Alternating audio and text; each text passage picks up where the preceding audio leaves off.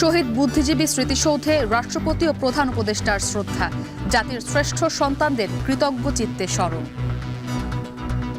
শিক্ষক, বুদ্ধিজীবী, ডাক্তার এদের সবাইকে হত্যা করে এদেশকে মেধাশূন্য করার জন্য। তারা তাদের ত্যাগের মাধ্যমে অবশ্য আমাদের জন্য একটা রাস্তা রেখে গেছে যেন আমরা ভবিষ্যতে কিছু করতে পারি। আমরা চাই সামনে আরো সুন্দর করে এটা পালন হোক, আমরা চাই তাদের স্মৃতিগুলো আমরা ধরে রাখতে পারি।